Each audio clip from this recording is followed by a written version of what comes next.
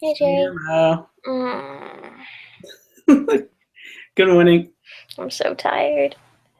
How has your day been? It's been good. I hung out with my brother. How's your day been? Hey, Jerry. Good morning. I'm so tired. I'm hearing things close. How has your day been? It's been good. I hung out with my brother. How's your day been? Hey, Jerry. Good morning. Is this happening again? I'm hearing things close. How has your day been? It's been good. I hung out with my brother. How's your day been? This is live. Bye. Jerry, I hear voices. Is it gone?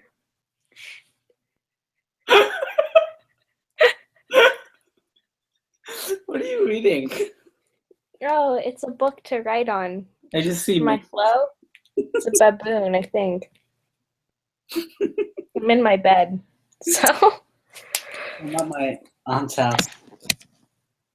Not my grandparents' house. I left my family to do a debate round. So I told my grandparents. Where are the Navajo? Novices! Ugh. Tell them to check their email. Wait a minute. What is this? Event page. Would that function?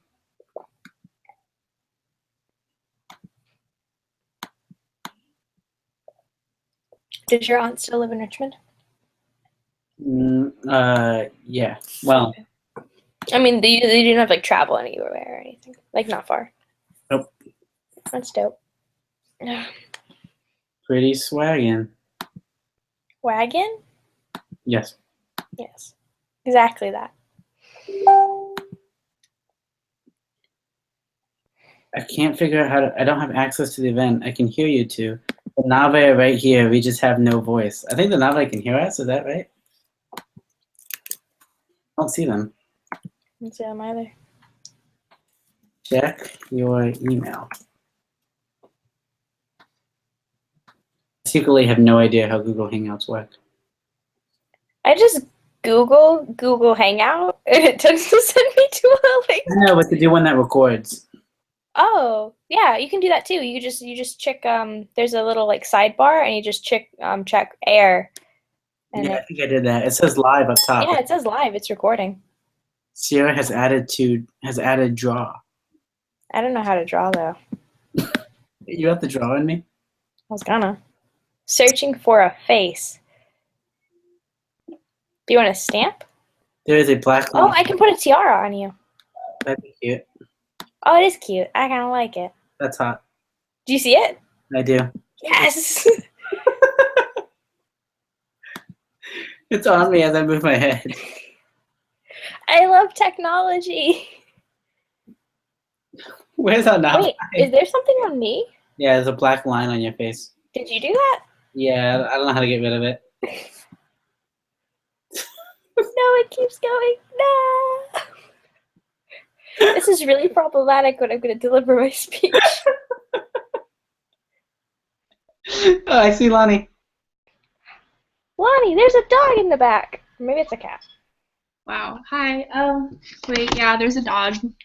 I don't know. Yeah. This is recording. Where's Wesley? I don't know. This is really hard to figure out. You couldn't get it from like the email. Stop it, Jerry.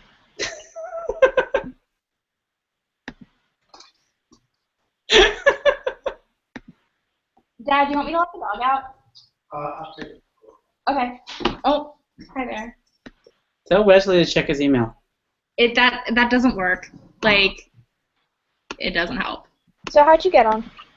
I just went to the Google Hangout like homepage, and then it said click to enter like the fucking chat thing, so I did it, and that took me here.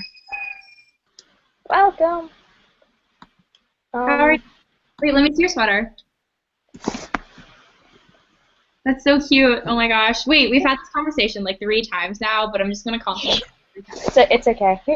I can copy the link and send it to them on Facebook and see if that helps. That might work. Okay. Hi, Dad. That was my dad. Lily and Wesley.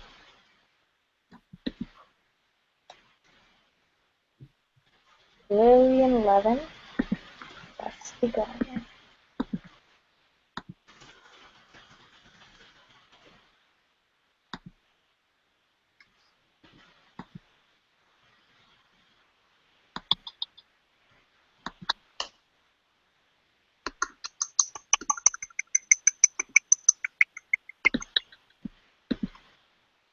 I don't like that.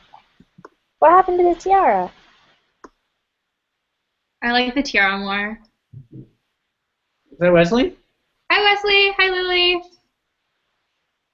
Oh, are they on yet? Lily. Wait, can you mute the people in this? I'm gonna take away their stuff though. Oh my gosh.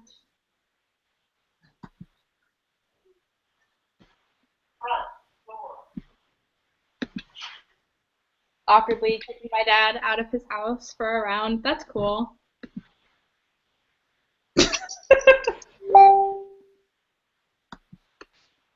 Who's messaging me? I don't know. Can you hear me? No. Who said that? Does this classify as working? Oh, it does classify as working. Lily, I can't see your face. This is completely. My computer is having a meltdown. Wesley, can you see? Make sure you're not muted or video muted. Oh, wait a minute. Got it. Wesley. Oh, he's gone. Too soon. That's like the story of Wes's life, like too soon. Guys, this is all. Sorry if you can hear me, Wesley. I like you a lot. I forgot he could possibly hear.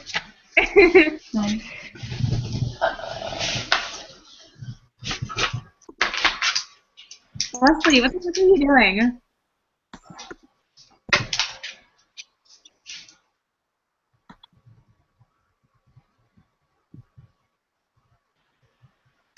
So, how is it going? Pretty good. How are you? I'm fine. Skinny Kevin Spacey's kids are like, they came to my mom's house and they're staying with them, so I like left and came here.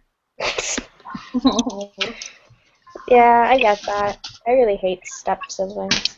It's like awkward. I don't want to like share a bathroom, and also they brought their cat because I'm allergic to cats, so there's just no benefit for me being there. Why do very- you bring cats places? Can't you just leave them there with like dry food for like 2 weeks? I Yes, don't know enough about cats to you like. can. Oh well. Yeah, just like as long as you leave them someplace to like pee, then they're pretty fine for a while. Oh, that's right. Because cats can pee indoors, not like dogs. Yeah, dogs are annoying. Dogs are the best. Dogs are like, Okay. Lily, you seem like a cat person.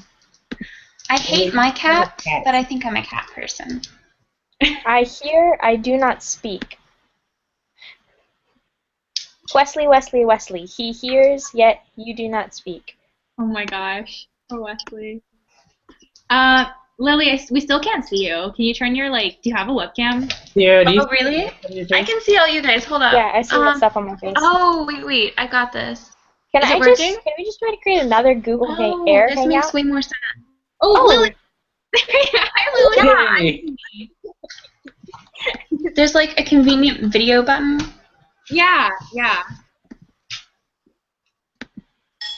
I muted Wesley.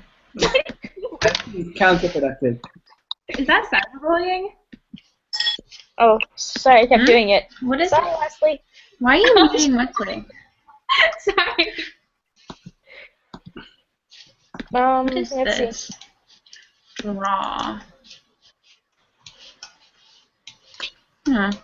Wesley, is your video turned on? That's gonna seem like I a silly think- question. I think the preset is you come in with everything muted, so you have to unmute it.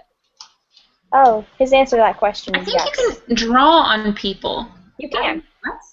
Ah. How do It you is unmuted too. You press the draw button a couple times and then you just Where's the demo button? click stop. It's confusing.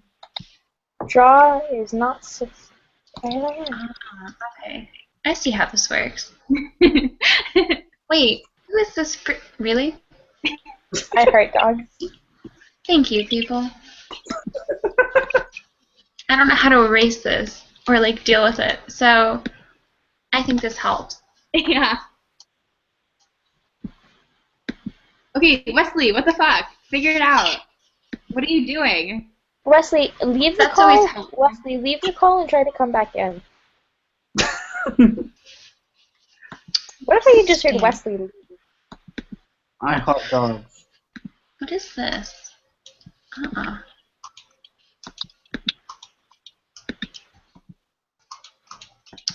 Hello. So, Can you hear Hey, me? Wesley, Hello. yes, we can hear you and see you. And you're, Wonderful.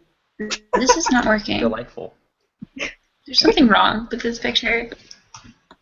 So happy. Lily looks black when I click on her.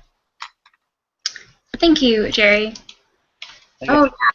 Oh, that's weird. I'm moderated. Okay. Good on me. I am not technologically incompetent. That's nice, Wesley. Hey! It disappeared. that's just weird. Yeah, Lily, there's something wrong with your video. Why is there something wrong with my video? It's not It's just, working. it's just delayed, I think, because we don't see you. Oh, Got it. No. Lily, what are you? Why this? Okay, well, Can you guys debate now? What? Is it working? I really I think it's don't want to do a blind op. That Or is, Naya, that is normal my op. particular opinion. Lily, put your video back on. I did turn it on. That was the thing. You were like, it's not on. Now it's on, right? yeah, okay, now it's Oh. working. Great. Stop speaking. Okay, are we ready? I will begin speaking now. I will PM and Lonnie Who is will... LOing? I can do it. I mean, unless you want to do it, Lily. Do you want to LO? Oh, no, you can go ahead, Sierra. That's totally cool with me. Okay, this is Lonnie's case. This is a test run. It is going to be exciting and we are all going to have fun. And if you have questions about the case, I can answer them. Okay. I was then just like will- not gonna ask any questions and just go ignorant. But thanks for the offer. Okay, very well, Sierra. The case statement is as follows. Minors should be able to get abortions without parental notification.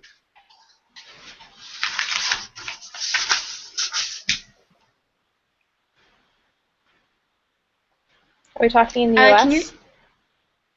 Yes, in the U.S. Can you briefly explain how the current abortion system is set up for minors? Lonnie would love to. So it varies by state to state, but in some states you have to like let your parent know 48 hours ahead of time before you get an abortion, and if you don't have that proof of parental notification, they like won't perform the abortion on you. Okay, but as a minor, do you have access to other like contraceptive things, or do you have to also ask for your parents' permission for that?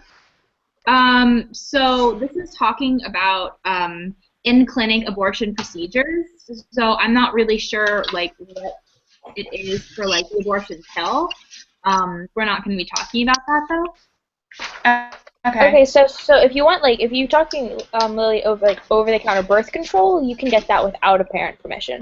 Also, when you say parent notification, do you mean notification or consent into a procedure? So both. So yeah, okay. So like, ultimately, if you want to have like a later term abortion, you would need parental consent if you're a minor.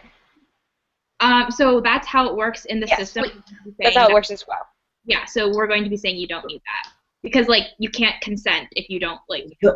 It's Sierra. In the real world, it varies by state. Some states you need no notification. Some states you need notification. Some states you need notification and consent. Okay. Right? She's saying no notification, which also includes consent. But she's not starting there. She's starting with notification. That makes sense. So you guys are defending needing to notify the parent before an abortion happens. Okay.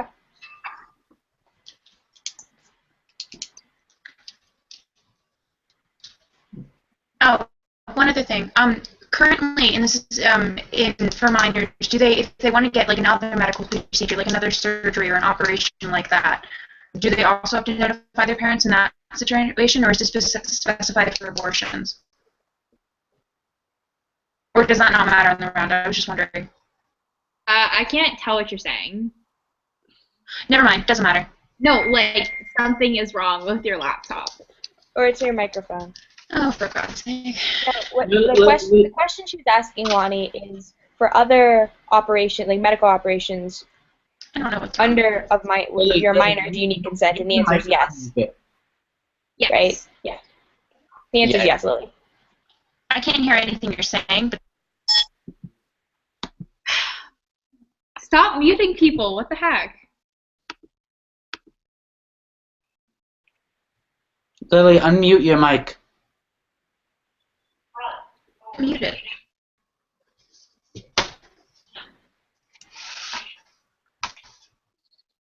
Lily. Okay. Yeah, it's unmuted. Okay, try saying something.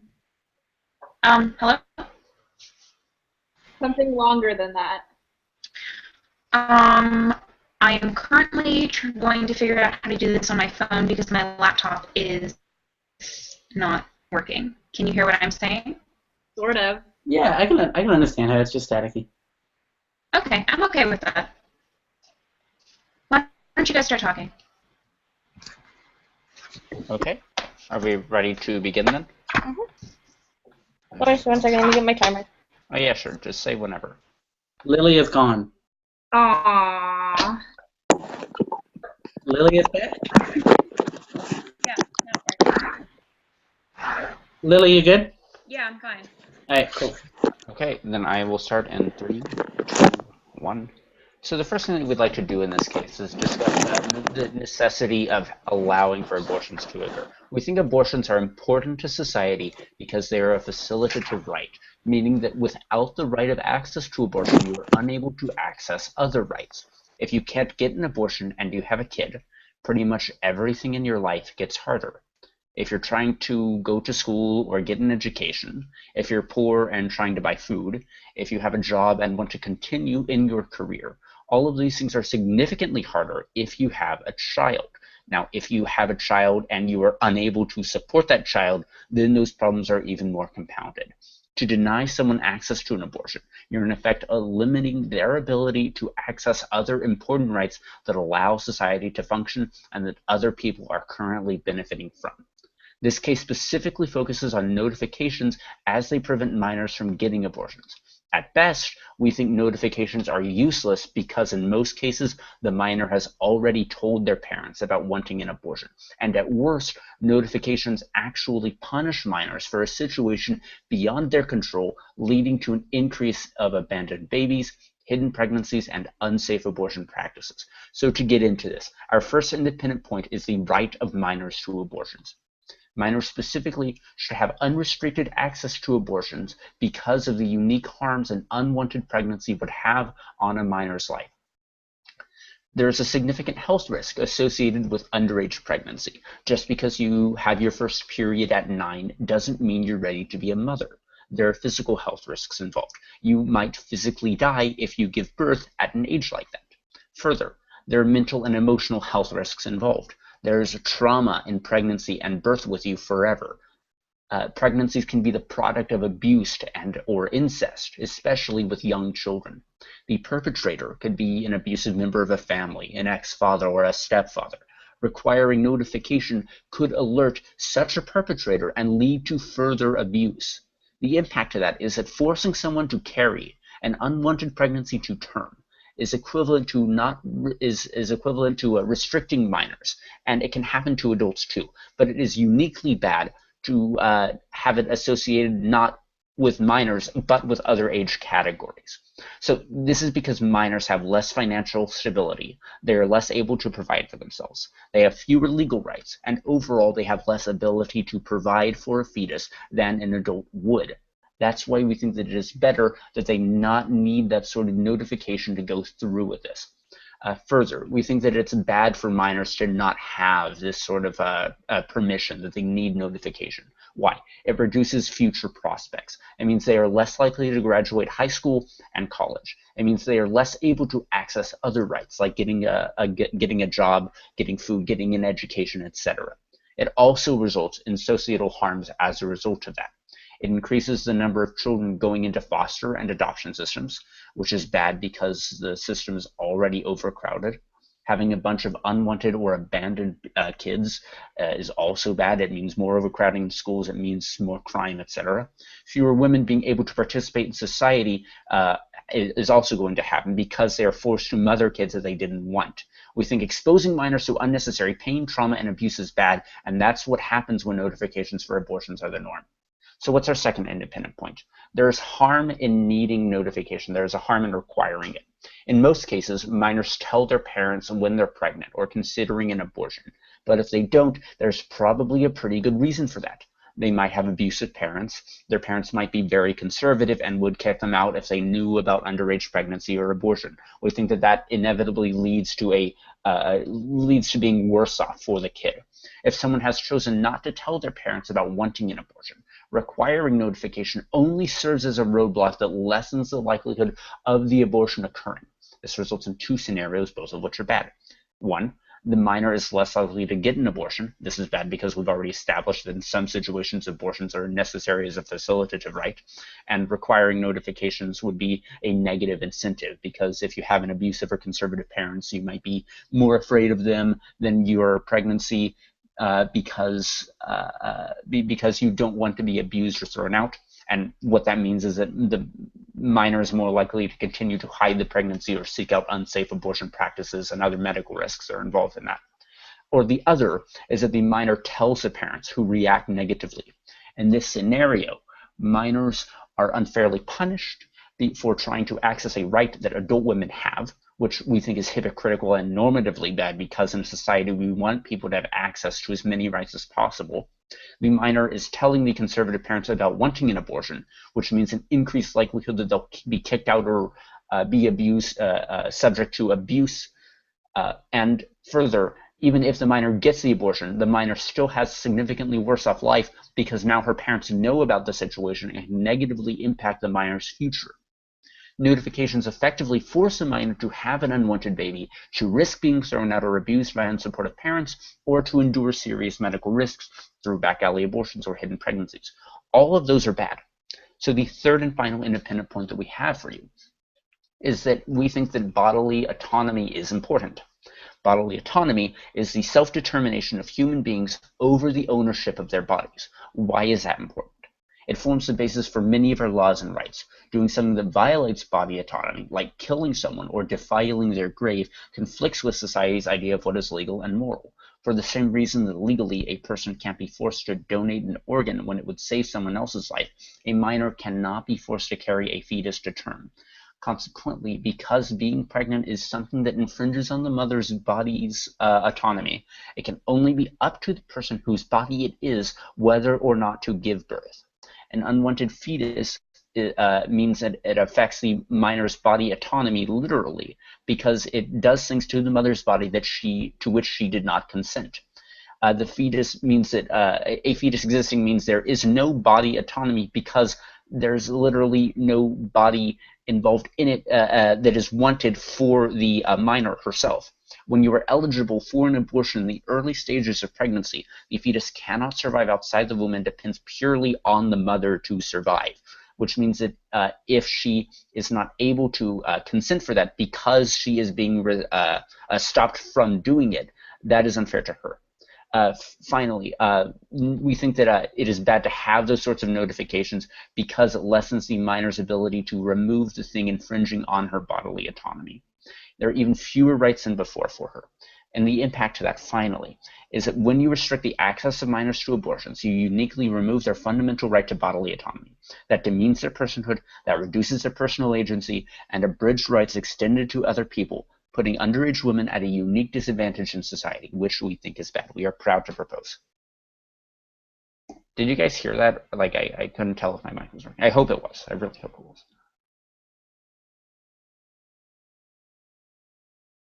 Well, that'll be really unfortunate. Oh, you guys all muted yourselves. Okay. Okay. I didn't mute myself, did I? Oh, that would be awful. Okay, you're all laughing, and that's not fair. You're just really cute, Wesley. Don't worry about it. Okay.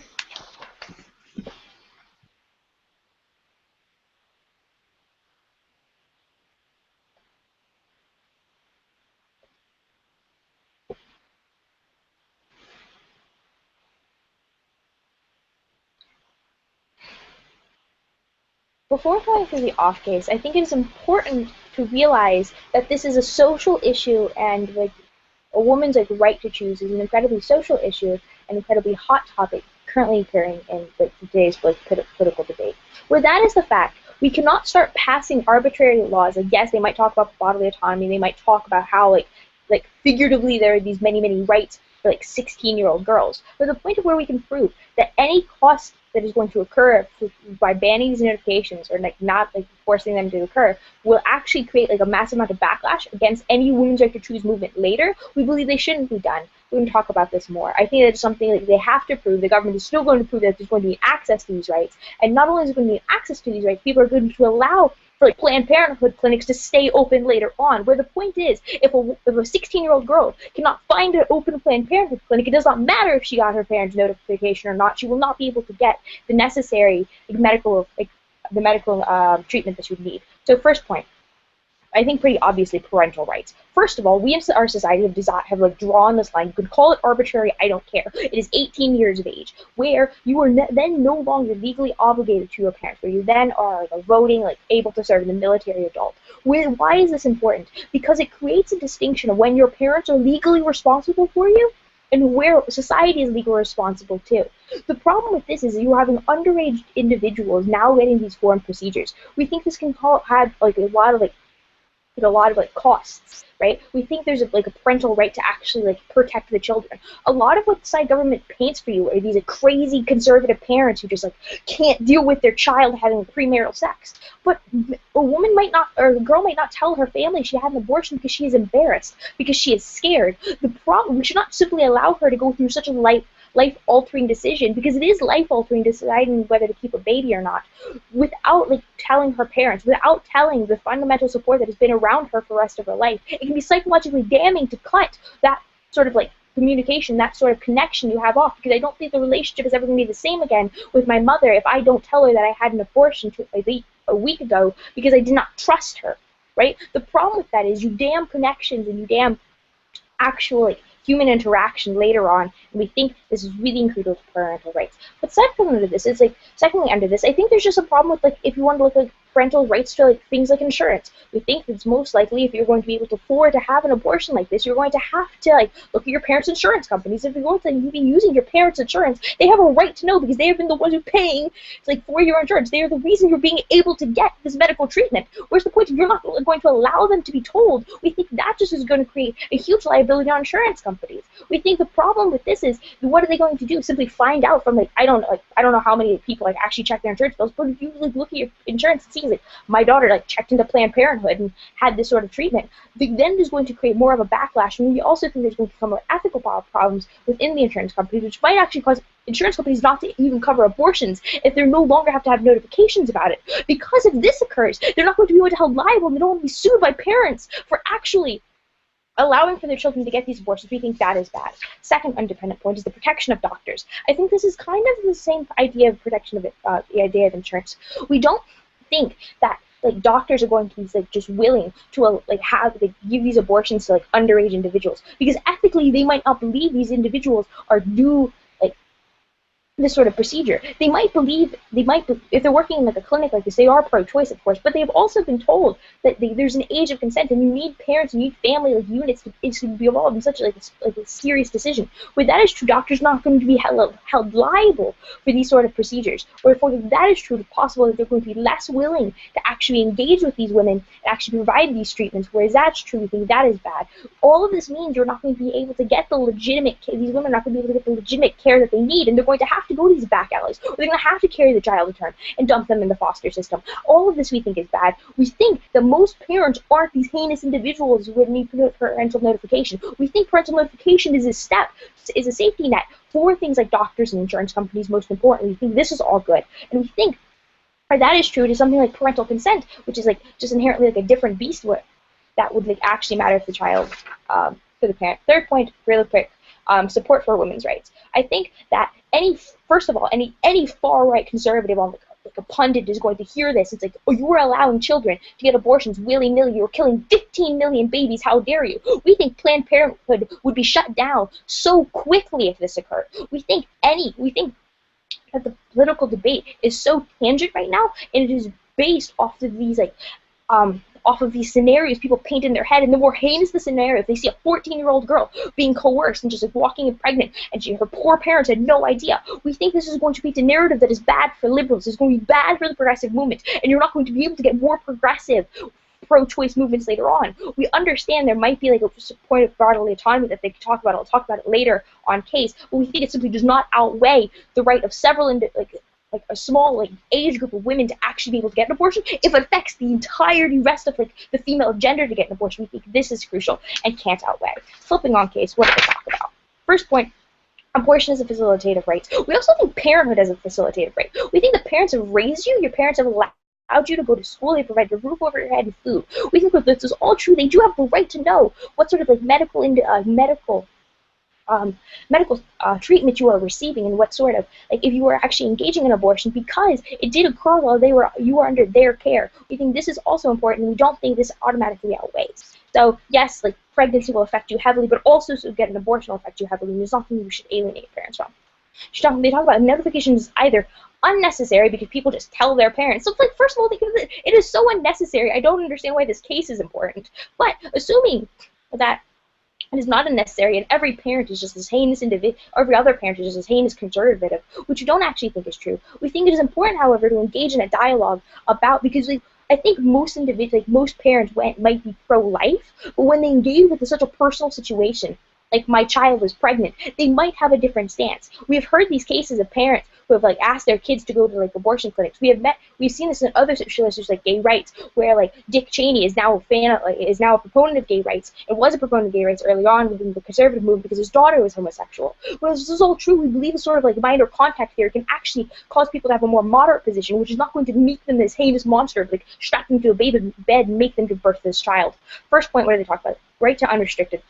They talk about girls can physically die at a young age if they're carrying pregnancy. And first thing, medical advancements knock this a lot out of the park. Second of all, this is also good. They also talk about rape and incest on this point. For physical harm, rape, and incest, the courts can override the need for an abortion and parental consent in order to get medical treatment. Where the fact that is true, the child can actually go to the courts and get a lawyer to override this sort of education.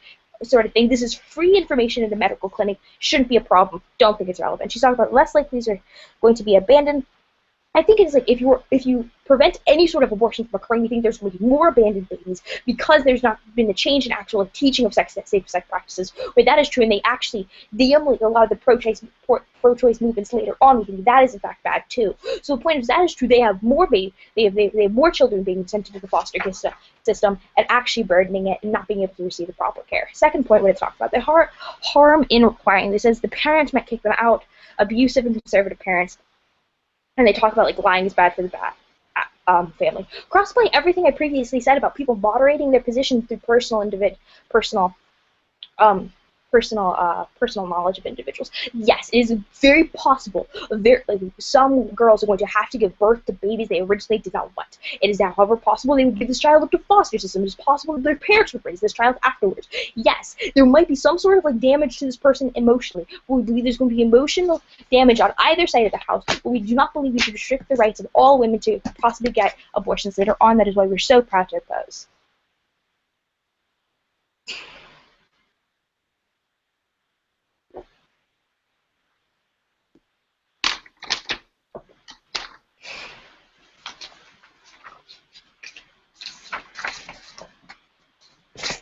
All right, cool. Can you guys hear me? Are you ready? Yeah? Cool. I'm just going to assume we're good. All right, so the first point that they talk about is parental So actually, I'm going to start with an overview. So I think what we need to consider in this system, who is better overall, who increases more access to abortions, because we've agreed that abortion is an important right that we need to protect. I think what PsyOp had to prove was in their world that there's going to be more abortions for the people who need them, and I don't think that they necessarily done that. They try to tell you something about how parental rights are going to be affected and how women's rights are going to be affected, but I don't think not requiring notifications is a meaningful tipping point that's going to send the world hurling into this like chaotic, like no abortions for anyone thing that Sierra tries to paint a picture of. So the first point that they talk about is how parental rights, is about parental rights, and how parents have a right to protect children, and how a child might be scared, and that's the reason why they're hiding a pregnancy. So first off, this is kind of factually untrue, right? In most cases, parents are going to tell their children about like getting, or minors are going to tell their parents about getting an abortion, because like logistically, like who's going to drive you, like who's going to emotionally support you. If you agree with what PsyOp says, that most parents aren't Disney villains, then like of course you're going to tell. Like I would probably tell my mom if I was going to get an abortion. I think it's kind of illogical to assume that we're going to have so many hidden pregnancies that parental rights are going to be significantly infringed. Additionally, additionally, like, she talks about how parental rights are important. And yes, this is important. Parental rights are probably, like, a good thing to have in society, but the desire to have a parental right does not outweigh the fact that there are literally conservative parents who will kick their children out onto the street if they knew they were pregnant underage, if they knew they were having an abortion. So this is not the time and the place to be talking about parental rights when people's lives are literally at risk. I just don't think this outweighs. So the second point that they talk about, so the next point they talked about under this was insurance. And so, like, this is just kind of like a technicality thing, right? Like, we can do good implementation. There are ways to hide the fact that you're getting like an abortion on somebody's insurance plan without like having a really, really obvious thing. Like I just don't think this is like a relevant point because it's just something so trivially that can be overcome. And they also talked about like backlash from the parents or whatever. So like if there is a place for a meaningful dialogue, like I think that should happen. But I don't think this is the time and the place because denying minors access to abortions is literally ruining their lives for all the reasons that Wesley already gave you. So the second point is doctors aren't willing to do procedures. And I just don't think this is the case, right? Because there are a lot of states where like you don't need notifications and doctors are still willing to perform these procedures. If you see that a minor is so desperate, she's hiding a pregnancy from her parents, and she's willing to do literally anything to get this abortion, you're more likely to perform an abortion on this desperate person because the doctor knows the alternative is a back alley abortion. So like a coat hanger abortion or somebody trying to do literally anything you can, or like literal infanticide to get rid of this baby. So if the alternative is a back alley abortion or infanticide, which is what you're left with, right? Of course the doctor is going to be willing to do an abortion. They've taken the Hippocratic Oath. They're trying to protect people. I don't think this is a relevant point. So the third point Sierra talks about is women's rights and how conservatives will use this to like shut down Planned Parenthood. And I think this is also kind of a technicality, right? So like people are like attacking Planned Parenthood all the time for all sorts of things, right? And I just don't think this is like a meaningful tipping point because like this is already the case in some other states, such as California. So like if Planned Parenthood hasn't been shut down before now, it's probably going to continue to be fine. But let's say we do want to consider this in the context of women's rights, right? So I think this is actually going to increase women's rights because one of the main things about women's rights is like we like supporting like having the right to an abortion. So allowing more people to access abortions is going to be increasing women's rights. And I don't think that the meaningful backlash like over something that is already the status quo in some states is not going to be the thing that like ruins Planned Parenthood and women's rights forever. So shifting to the on case, and so the first point that we talked about is the right of minor to abortions, and Sierra tried to kind of outweigh this by saying how parenthood is a facilitated right. And I've already kind of touched on this, but like the right to parenthood doesn't really like outweigh the necessity to an abortion, right? So like if you're going to say that parents' rights are so important, like yes, that is true, but it's probably more important that we don't have a crap ton of like dumpster babies and we don't have minors ruining their lives and not being able to meaningfully engage in society because they have like this unwanted pregnancy. So they also said that we said how notifications are unnecessary. We said they were unnecessary at best. But Sierra tried to combat this by saying, like, we need to have a meaningful dialogue, and conservatives might moderate their ideas. Now, I want to touch on this pretty heavily because I think this is important. So it is true that we do need to have a meaningful dialogue about changing the stigma against abortion, against pregnancy. But this is neither the time nor the place to spark this dialogue. Why? Because if a conservative parent, like if you want to make a conservative parent more moderate, there's probably other avenues and better ways to do that by saying, like, hey, are you going to let your daughter have an abortion or not? Like, are you going to ruin your daughter's life or not? So we think that if you want to change a person's stance, so like, yeah, they might moderate their stance, they might change their mind, but they also might literally throw out this minor onto the street and not allow her to get an abortion, just completely ruin her life forever. And we think this is like not a risk that we are willing to take, considering there are other avenues. So like the minor can just say like, hey, let's talk about abortion. I want to change your mind on this. And like, we don't think also that conservatives are going to like, enough conservatives are going to moderate their views based on having the notifications that is going to make this worth it. So the next thing she talks about is how judicial bypass, and how in most states you can like get a judge's permission to just like have an abortion without the notification. So yeah, but this isn't always easy to get, right? So most minors, especially if they're on the younger end of things, or they're scared, or they're worried, they're not going to be able to access through the court. And additionally, like, how are they going to do this? So if you're so concerned that the parents are going to find out through insurance, it's a lot easier to find out if someone has gone to a court, because there's literally public records of these things, and there's lawyer records. Like, how is a minor going to get access to abortion, have access to a lawyer to ask for this judicial bypass? So like, to the point where like getting a judicial bypass is not necessarily the easiest thing to do for minors, it is inherently going to be restricting the minor's access to abortions. So we don't think this is a thing that like, hey, judicial bypass is for everyone. We just don't think that's meaningful. So the second point we talked about was the harms for needing notifications. And Sierra said this is going to lead to more kids in the foster system, and I don't necessarily follow this logic, right? Because if you were like making it easier to get an abortion, then more people are going to access abortion. So there's going to be fewer children in the foster system. If you put more roadblocks in the way of abortion, if it doesn't lead to increased infanticide, of course it's going to lead to more children in the foster system, because not everyone is capable of taking care of a child. So she also talked about how this is going to increase in moderates. I think I already kind of touched on this. Like, it could happen, like maybe, but it's not necessarily worth the risk of these minors not being able to access abortions or having unsafe abortion practices. It's just not the time or the place. The third thing we talked about was bodily autonomy, which I don't really have anything for. Like, it doesn't seem that Sierra touched on this super heavily.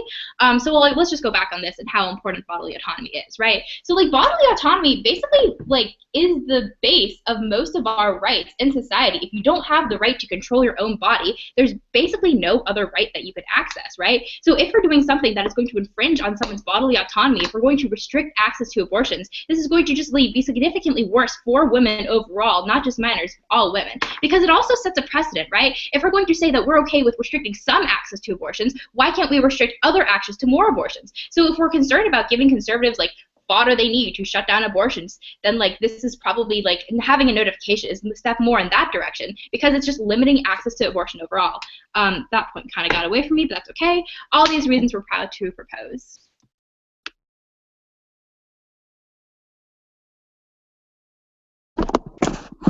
So I'm not going to put the video because I need to see my timer, but I think you can all hear me, right? I'm just going to assume the time and start talking. Ready? You can all hear me, right? Okay, cool. So let's get right in. First I'm going to have an overview. Well, first this needs to be, what's most important in this round is we need to understand the reason we have this law is to protect the children, to protect these minors in making this huge life decision. Because we're coming out here, and government comes out here and they start saying about all these negative harms to having unwanted pregnancies, etc. But you also need to realize what the emotional and mental and physical toll it takes on a person to have an abortion. This is not a light decision, and we cannot treat this lightly, because it's not something that we can say, oh, unwanted pregnancy is bad and it has all these negative effects. Well, sometimes abortion has very negative effects on your mental stability as well. So we cannot take this decision lightly. And in keeping this in mind, this law is required in order to protect these children. So let's deal with the off-case points. That's what we need to keep in mind, because we're both trying to address what will most protect these minors and what will most benefit the women's rights cause in the future. So now let's deal with the off-case points. We've mentioned parental rights. We've shown you why these parental rights exist. Why do they do this? They exist to protect the children, because in ideal scenarios, in most cases where parents are willing to work with their child and the child is willing to notify those parents, those are the ideal scenarios. Those are what parents are supposed to be. Parents are supposed to help protect the children. So in ideal scenarios, these cases exist. These laws exist in order to most protect the children, because that is why this notification comes. Because since this is such a big decision, the law requires This law is there so that the parent can work with the child and the child can go to the parent for the support that they need in these ideal scenarios. Well, then government comes up here and they're like, well, there are some like really bad scenarios where the parents are going to, we're not going to be happy with the decision and are going to kick this child out. Well, let's deal with this in a couple ways. One, the child can still get the abortion because it's notification, right? It's not allowing them to get the abortion. They can still get that. So our government can't come up here and say, oh, well, they're completely disallowing it, because that's not the case. Finally, they have also mentioned that in some cases of abuse or rape, they can still get the abortion without notification, as my Ella said. And finally, we talked to you about contact theory, because that's not something they've grappled with through this parental rights contention, is that through working with this parent, through going through this decision, this parent can come to accept the child's decision and work with this child's decision. We can't just assume blindly that just because a parent might have been like a very strong conservative, they won't actually support the child, because through contact theory, through actually on an emotional level, intuiting with the child's problem, they can deal with this.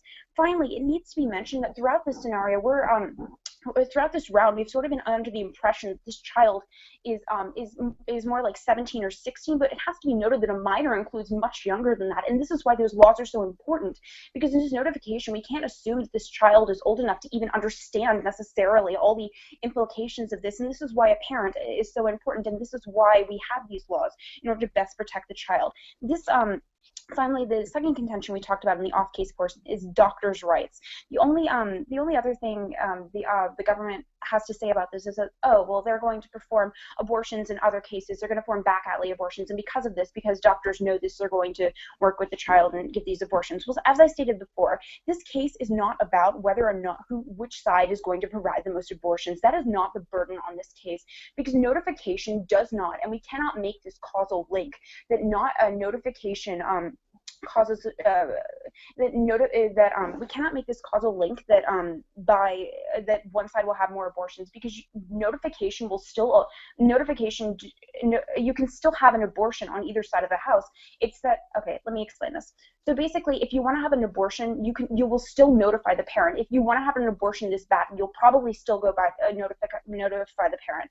And in that scenario, two things will happen. The parent will either support you or they'll kick you out, as they mentioned before. But we can't argue that it's our side to prove how we should show more abortions, because that's not necessarily the best scenario for every single person. We cannot argue that it's not necessarily for the person to have having an abortion is the best decision, because we're trying to protect the child. We're trying to show them all the options, and that's why we have these legal requirements, because through notifying, the parent will, it's under the best scenario, the parent will work with the child and make sure they're emotionally capable to have this procedure, because this is a major surgery and it is a major life decision, and therefore we can't simply assume, as the government keeps on saying, that we have to give the most abortions. We have to try to make the most informed and protective decision we can of these minors, because it's such a hard decision for anyone to have to make, and that's what we're getting on our side of the house. Finally, we've mentioned support of women's rights, and they've sort of blown over this. They're like, oh, it's not a meaningful tipping point. It will not really decrease the number of women's rights. Well, this is completely untrue, because we have to be very, very concerned with women having access to this, because it's not simply abortions. They've mentioned all these negative harms of having unplanned pregnancies, but what comes with unplanned pregnancies? Not having access to contraception, all these things. So we have to be very, very concerned about the future of this movement, and because this society values because parents are valued in the society and parents are viewed as a guiding force on the children, we can't simply ignore this and say, oh, no one will get upset by this decision. Of course people will get upset by this decision. As Sierra has addressed you, this is a very contentious issue, and we cannot ignore this. Therefore, this particular law is very helpful in promoting this, because it both forces parents and children to address this issue. It helps deal with contact theory. Contact theory states that once someone gets personally involved in a situation, they're most likely to, because there's this emotional connection, because they can distance themselves from it, because they have to deal with it emotionally, they're more likely to accept this, and this deals directly into this, and therefore it's more likely to support these women's rights, because the parents have to directly engage with the children, as opposed to just saying, oh, these children are running wild. Therefore, this directly supports the movement for women's rights. Where on their side of the house, it doesn't, because it doesn't give that extra dimension that is so needed in this fight for increasing women's rights. Finally, I will go on case. So the first point they mentioned is the right to minors to abortions. Well, as we mentioned before, minors still have a right to an abortion. They just have to notify the parent, and notification isn't something that cannot be done. I mean, yes, it can be very in some scenarios, it can be negative. It can be a negative experience for the child due to the parents. But in most scenarios, as we mentioned, this is not the case. And also, we're willing to take this risk because it is such a dangerous procedure. We feel like minors have to have this parental guidance. We feel like minors have to have this notification. They have to spark this conversation because we cannot ignore the fact that an abortion is it's a big procedure, and we cannot ignore this. And because of this, although you can argue that minors have the right to an abortion, we have to weigh that in what is the best way to protect children. And the best way to protect minors is through having this notification process, because it allows them to more deeply think through this, and also because in the end it doesn't actually disallow them from getting an abortion in the first place. Finally, they mentioned the harm in requiring notification. They mentioned these, you can see all this in my off case, because I've mentioned that even if you're in this negative scenario where you have these very, very conservative parents, we've given you warrants as to why A, you have contact theory where they might get behind you, and B, even if you are in this scenario, we're willing to take this risk for the overall societal benefits this policy has, because this policy is most geared to protecting the most children possible, and we're willing to take that risk. Finally, they mentioned bodily autonomy is important, and we agree with this, but we also agree that because they're minors, we can't necessarily think that they have all the information, that they're capable of making all these decisions, and that is why we have this parental notification, so that the parent can help guide them in ideal scenarios. These laws are geared towards ideal parents, and since most parents are not so strongly against this that they would kick a child out, we believe this notification system is very useful, because it helps facilitate this very, very large decision on the child's part. And for all these reasons, we urge you to vote for the opposition.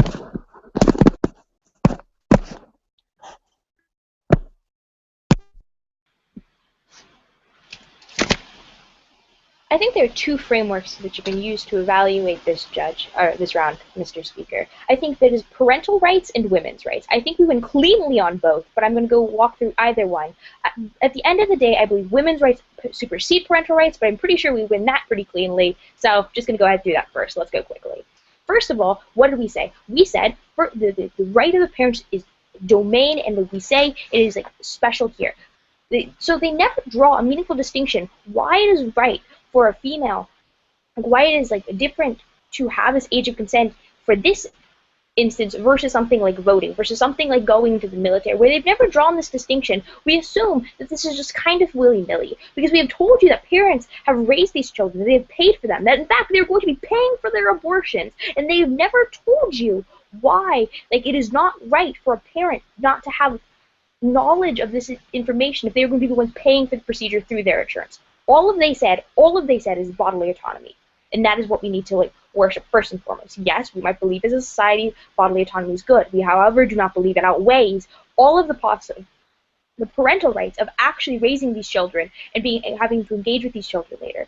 Second of all, we said evidently we should be involved under parental rights in protecting these minors. First of all, we should be involved in protecting them emotionally. It's not simply an underbirth, like the MO said, is not simply an unplanned pregnancy that can be traumatic, and also can be abortion, emotionally and physically traumatizing. But also, and I think really most importantly, that I think was brushed off by the MG, is this idea of moderating parents by engaging them in the discussion. Why? You are not going to be engaging your parent in a discussion about women's health and women's rights if you alienate them from it. If you said, I do not trust you. Whereas the point of these are the people we're trying to engage, because if I trusted my parents in the normal day, or if I didn't need these notifications, I would have just gotten the abortion, I would have just told my parents. These are the individuals who are going to help the movement later on. These are the people who have the rights and have the duty to understand this information. I think this is important. Secondly, and most important framework, are women's rights. So, first of all, we already talked about, so in cases of rape, incest, and danger to mother health, there's a court. All they said is how can people know? It's really expensive, and no one's going to have access to this. I preempted this in the LOC. I said that clinics have information to this. A lot of people do this pro bono, where all of this is the case. You just have access to this information and access to this actual court appealing in order to get this abortion if, and for some reason, this like cases right above, like all the instances that above. I do not believe that is an issue on our side of the house. What did we also say?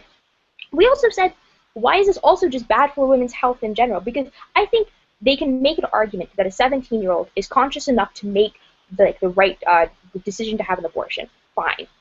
But if the cost where we allow her to have an abortion, but cost everyone from 18 to 45 to ever be able to get any sort of abortion, because you sacrifice the movement, because you sacrifice access, we do not believe it outweighs. This is never meaningfully contested by the MG. It is simply called a technicality. No, these were arguments. These were real arguments. So first of all, we said insurances will stop covering abortions. Why? Because parents will sue companies for allowing their children to have this information, for allowing for this to go through. Even if these court cases, even if these insurance suits do not go through, it is still a threat, and insurance companies are not going to be willing to take all the high-risk premiums. Where that is true, abortion will then be cut out of most actual basic insurance policies. We believe this is bad because it limits further access down the road for a middle-income woman who wants an abortion when she's 30 because she can't have another kid because she has trouble supporting 3. Where the point is that is true, we do not believe it outweighs the right of the 17-year-old, no matter how much bodily autonomy she should have, doesn't outweigh the right of the other women. So we said some doctors would stop providing these services. What did they say? They said that there are doctors who act currently without notifications. First of all, we said that a lot of them will be afraid of legal action. Even if you believe this is going to be marginal, we say this is still bad. We say any loss of medical professionals in order to engage in women's health is bad and is going to hurt the movement. Lastly, we think this is going to be the tipping point in order for conservatives to paint Planned Parenthood and other free clinics as a monster. What did they say? It's oh, this is not going to be the tipping point. This will be the tipping point. This is the narrative of a 14-year-old getting an abortion without her parents' knowledge and having 15 million babies killed. This is going to be the tipping point. Women's access will be lost. We are so proud to oppose.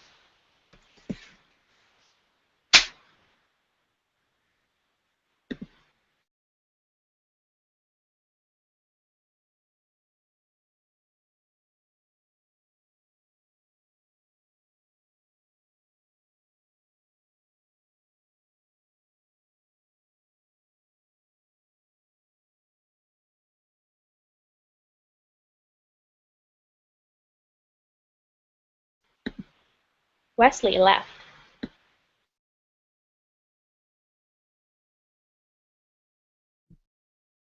Oh, wait. Hello? Hello. Hello? Hello. Can you hear me? I can hear you. Just a second. Okay. Hello? Oh, Hello. wait a minute. I'm sorry. Okay. Wesley, we can hear you. Yeah. Sorry about that. My thing was muted. I pressed the off button on my laptop as I was moving my computer back into position. Sorry about that. Okay, I am ready. Yes. Then I will start now. So the first thing that I want to talk about in this PMR is how we want to think about notifications as a means of preventing a right that we think should be given to a person. Okay, both sides have kind of dropped about how age is arbitrary and why that really doesn't matter. We have it exists that 18 is the legal age of an adult, but we told you in the overview we made in PMC that what we think is important is that whether or not you are an adult or not shouldn't matter, because your bodily autonomy, because everything about you and everything about how you're going to function in society is dependent upon this action. So given that, there are two worlds that we've created today. One of them, we talk in both of them we talk about what makes a better society, what is going to be better for the minor, and what is going to be better for the parents and the other actors, like the doctors and lawyers.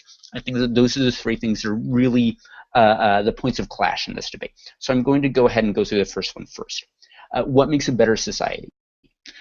We think that we win on this pretty handily because we have more Planned Parenthood, we have more structure, we have more ways of allowing for the individual minor to decide how her what is to be when she is going to have a baby, which means that she is going to be more able to decide if she should have a baby. And since she is going to be able to do that, she is going to simply be able to be better prepared to act as a parent. That makes a better society. I think we win pretty handily on that. But the other 2 points of clash are more important. One of them is, what is better for the parents? So we tell you that, and not only the parents, but any other actors that are involved.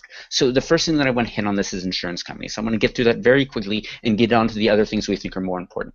So we tell you that insurance policies, the things that are going to happen about that Sierra talks about in LOC and in her LOR, we're going to tell you that we don't think that that is important. Why? Yes, it has been mentioned, it has been said that the insurance policies are going to change, that it's going to become more difficult for those things to happen, for more people to get access to insurance later in their life. But we're going to tell you that what is happening immediately in your life is more important. We are telling you that choosing what you are going to do with your body now and having a child that's going to impact the rest of your life is more important than that. We think that that is something that outweighs.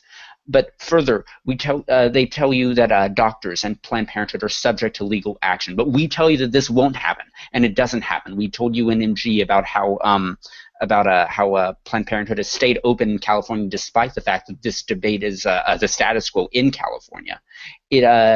So it doesn't. And even if it did, we think that that is still less important than deciding what a minor is going to do with a child if she's pregnant now. So finally, that brings us to the last point of clash in this debate, the one that we think is most important.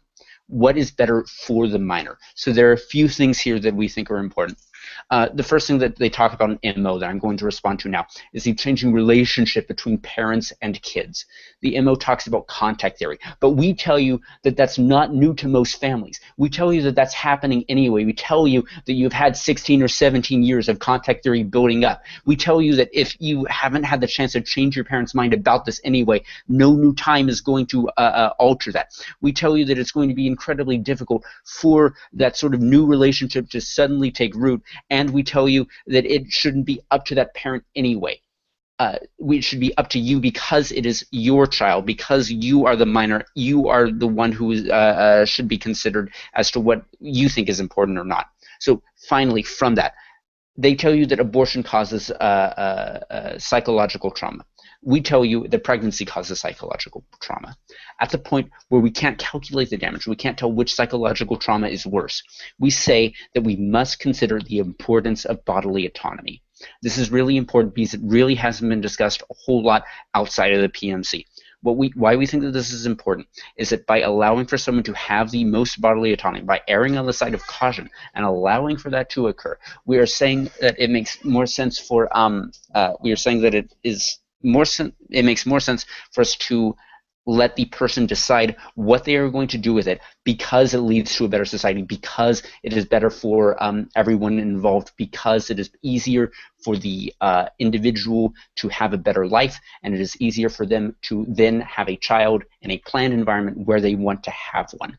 Finally, an argument comes up in MO that abortions are dangerous. We just want to contest that and say that they are statistically very safe, and we think that it is acceptable for them to occur in the status quo, and even if the parent isn't notified. For that, we are proud to propose.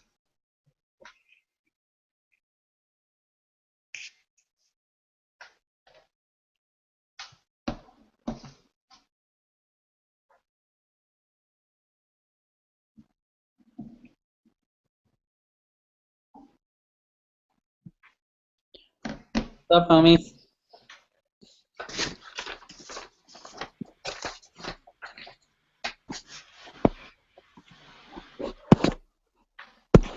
Oh, Wesley left. No, Wesley. Oh, okay. Wesley, you had a friend walk in behind you. Yes, that was my mother, who was very against this debate topic. Oh, hi, Mom. Oh, she's gone now. What does your mother think, Wesley? Oh, so she just got Donald Trump to friend her on Facebook. What? I'm not kidding. Did you guys see Hillary Clinton send India's sister a package? Yeah, Really? I saw that. Hold I on. cried. With gifts for India? Crazy. The Braver sisters have just like a spectacular life. All three of them. Or 3. I knew that India had a twin. That was another one. Yeah. Have you met India has a younger sister named Samantha, and she's in my grade. Oh, I see. Is she William? She goes to William and Mary. Yeah, she goes to Yeah. William and Mary. Samantha goes to William and Mary. she's an RA in the units? Yep. Alyssa Braver goes to Lafayette. Yeah. And we'll be going to Columbia Law School. Oh, that's nice. 13. Did you guys like this case? Yeah. Did you like this case, Wesley? I thought it was, well, I wasn't very prepared to PMR just because I'd seen it early on. I like it very recently.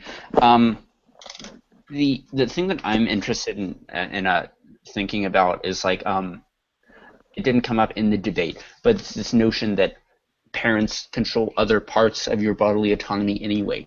It is illegal for you to get a tattoo without parental consent. And that is something that is much less psychologically damaging than getting an abortion or being pregnant. Is it really illegal to get a tattoo without parental consent? I think You're not allowed. Tattoo artists aren't allowed to give tattoos unless you're a certain age. If you're at the age of consent in that state, they can. Yeah. Like 16 or 17. Like piercings are the same way. Piercings are out. Can you get your ears pierced? Ears pierced, I think. Other like body piercings, probably not. Like you can't get your navel pierced. So if you're under 18, you can't go to tattoo parlors in Virginia. You Really? can't go into them? like, Yeah, they have signs like no one under 18. do they like card at the door or? No, I think it's just like they say don't. But probably like Which makes me think they have a legal obligation to not accept them, but not a legal obligation to check. right. I think so. I think they probably don't care. Well, I don't think they care. I think. I almost certainly have been went to tattoo parlors when I was under 18. Right.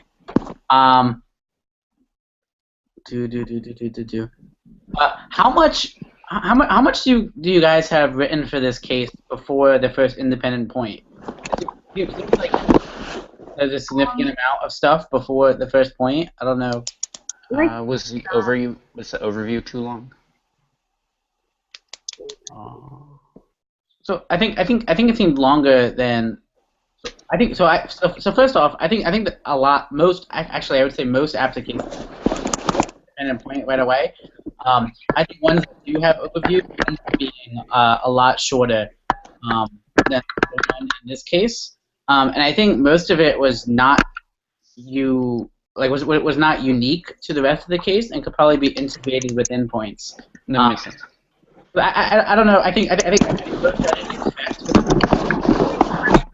Lily, what the fuck are you doing?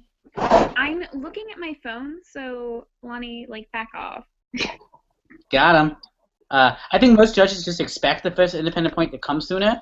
So if there's a significant amount of information before the first independent point, it is probably fine from any logical standpoint, but I think it would make them question it as they're like half-heartedly flowing, not being sure exactly what's going on if you don't get to the first independent point in a minute, if that makes sense. That makes sense. So besides that, can't really give a lot of feedback on PMC. Generally fine. All right, cool. Sierra Ellowing, I thought your LOC was excellent.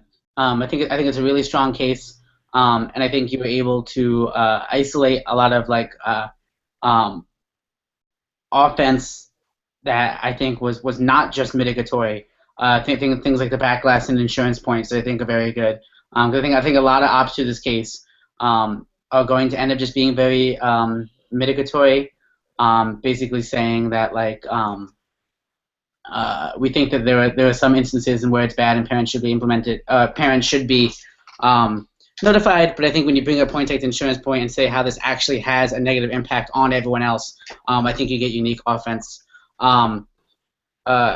Two things. The first is I no longer remember exactly how case statement is phrased.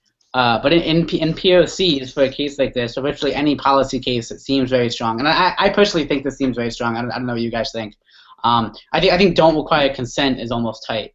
I think don't require notification is less strong, but still very strong. So I think during POCs, really hammering how this is going to be implemented, I think could be very useful.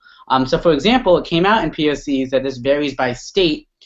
So whether or not it's a normative question, such as these laws should not exist, is very different than saying we should not allow states to implement these laws. Because if it's the latter, then you have a whole host of argumentation about how this could be a violation of state rights, how states should be able to do it because they decide virtually everything about abortion, and that this isn't a meaningful point. So I think that actually adds a lot of offense for cases that seem near tight. Is simply looking at the actor that's going to be implementing the law or banning the law and seeing who's going to do that. The only other piece of information is something I remembered. I was talking to Herdman or someone else. Is people used to run this case back in like 2010. It hasn't been on APTA for like 5 or 6 years, but they used to run it, and it lost in a final round once. Yale had it, and they ran it on Alex Tarbez from Boston University, and he beat it by countercasing only require notification in instances where the abortion procedure is going to have a higher health risk than a normal abortion because of some complications or whatever to the mother. Something like that, require notifications in those instances. I think that's a very, very squarely counter case. That's obviously not going to be very high speaking, but I think if it's an important round, a bubble round or whatever, thinking about counter cases like that, I think could be very beneficial for a lot of rounds, right? If someone says like legalize all drugs, you can say only legalize marijuana or whatever. Narrowing it down to the counter case, I think, is beneficial. I don't know if that's something people considered. I think that's good as well. Cool. MG, Lonnie. I think you're probably right in saying that this will not be the meaningful tipping point that destroys Planned Parenthood. But I also think you probably did not warrant enough why that is the case. Simply saying like this will probably not be the tipping point. That's ridiculous. I think it's very easy to warrant this point. You simply say things like funding for Planned Parenthood is established by Congress, right? In order to not to be funding it, has to get through a vote in Congress, right? We've seen plans to try to defund Planned Parenthood virtually 5 times a year, every year for the past decade, and it hasn't worked. That's with a host of videos, that's with presidential elections. All these things have not led to the defunding of Planned Parenthood.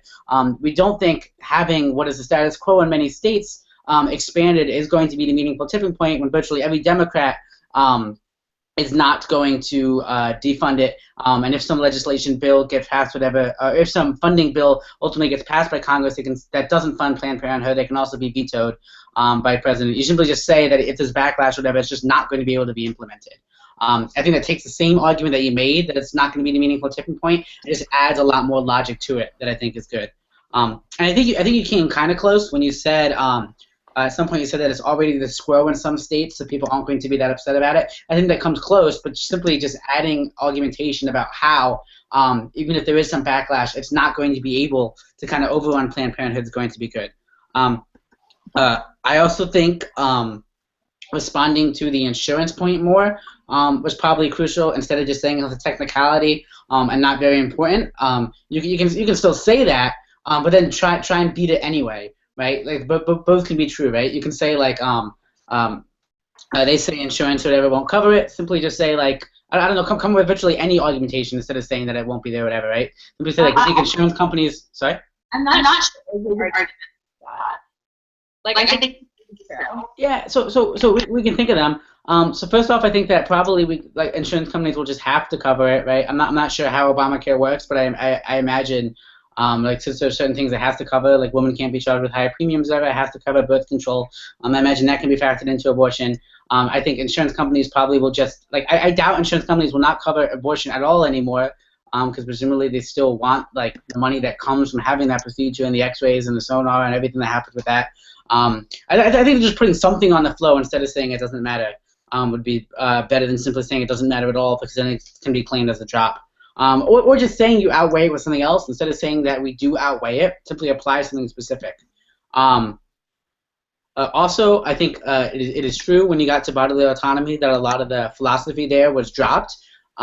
So what you did was you basically reiterated your own points, which I thought was fine. But I think that ends up being rhetorically weaker to end on. So I think that if someone drops something towards the end, instead of the end of your speech being just reapplying what you already said, I think ending on something stronger, such as like rehashing what the burdens are or something else would be beneficial. I recently posted in the prep page an idea to end some speeches by saying, no matter what the drops are, remember that this logical chain still applies. I think ending on something like that is stronger than ending on reiterating points because there was a drop. Cool. Wait, I'll be right back. I need to grab a charger.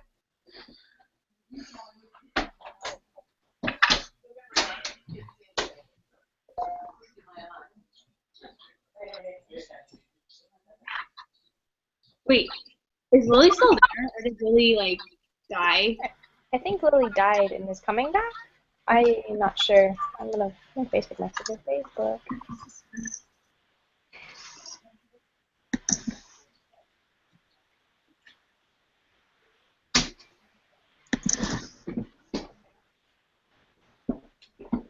We're playing musical chairs.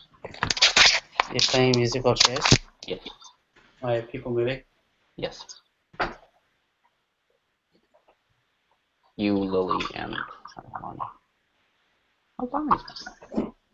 I have like something in my eye, and I can't figure out what it is. It really hurts. Jerry's gone. Now Jerry's gone. Well, okay then. VPN. VPN. So, are you VP Ops right now, or do you not start operating until January?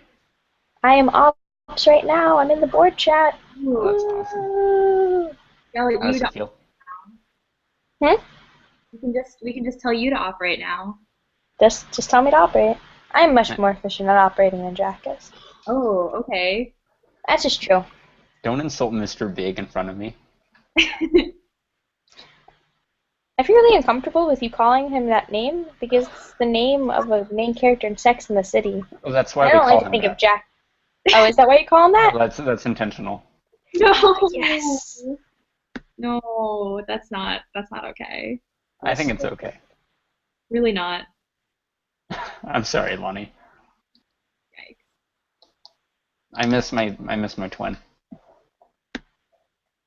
I saw your twin this morning You did? What? via Google chat. Ooh. Oh, you had a debate. Yeah, we debate.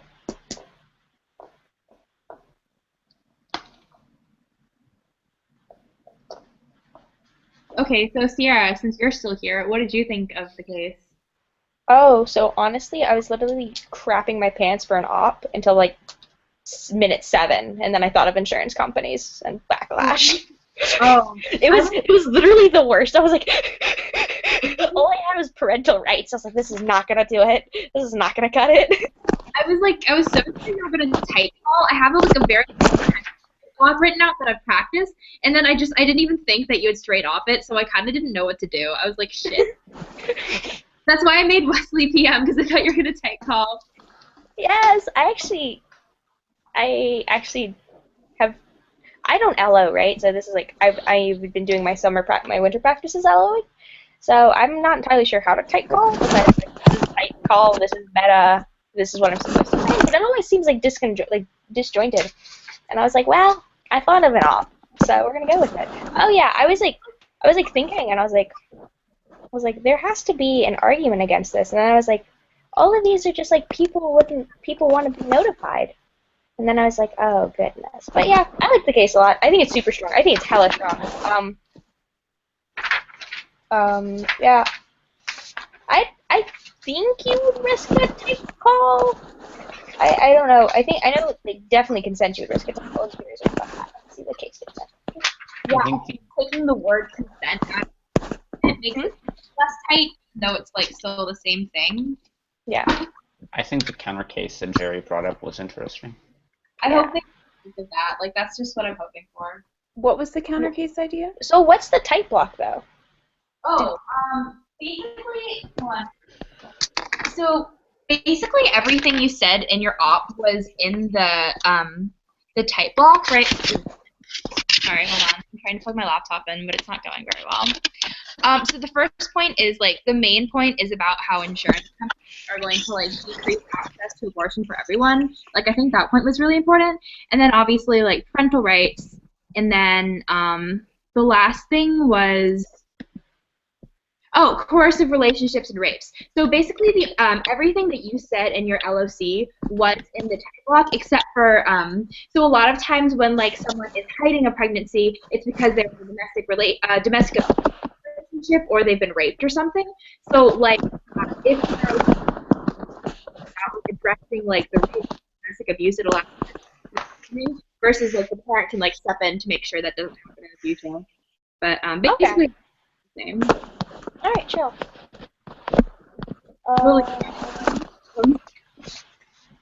Lily just keeps moving and nothing. What? Okay, Lily, can you hear me? Yeah, what? Did you have any thoughts on the case?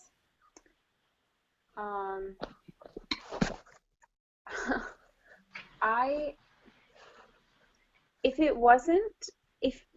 it wasn't a notification, if it was notification and consent, I think you could never run that. I think that would always be called tight. It was notification consent. It just didn't say that in the case statement. So it is, yeah, because in order. No, but like notification isn't consent. You can be like, hey mom, I'm getting an abortion, and